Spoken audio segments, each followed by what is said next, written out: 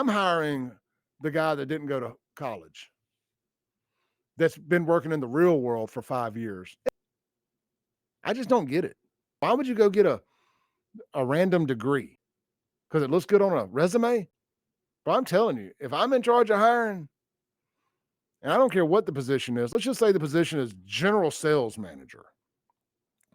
And I don't care what field it's in. And I got 2 applicants. One guy that went straight from high school to the workforce and has worked his way up the ladder the hard way, the school of hard knocks, trial and error, had a family young, had to pay bills, put food on the table to feed his family, understands the real world, but maybe he's inexperienced in this particular field.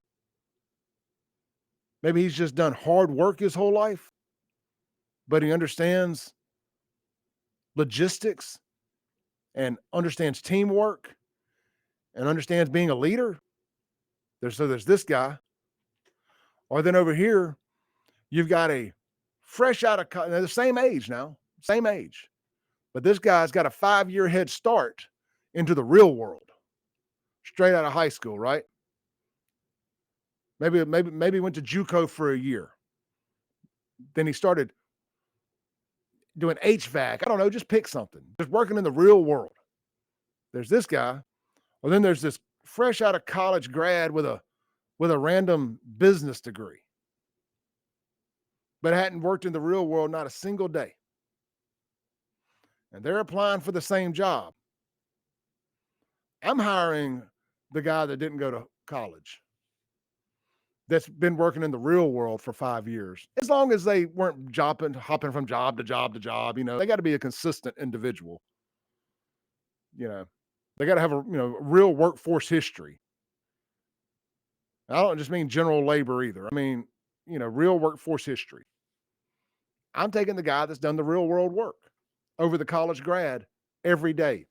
And I believe most people are doing the same thing. In the world of Clay Edwards, that college degree hurts you more than it helps you. You know what there ain't a need for? More psychology degrees, more MBAs. We don't need any more of that. No more CRT, DEI, underwater basket weaving degrees. But that guy over there, he likes to work on cars. He likes to build things. I think early on in the process, if it's 8th, 9th, 10th grade, we need to start pointing children towards VOTEC a lot sooner and not holding them to the same standard for graduation that we hold Susie or John or Chris to, that are more book smart. I mean, I just think that everybody shouldn't have to go the same path to get to the same location. I think some people take different paths, and I don't think the education system recognizes that enough. And I believe that is where the demasculizing, the emasculation of the male begins, is when we're forcing people with animal instincts to sit in a desk all day, shut up and behave.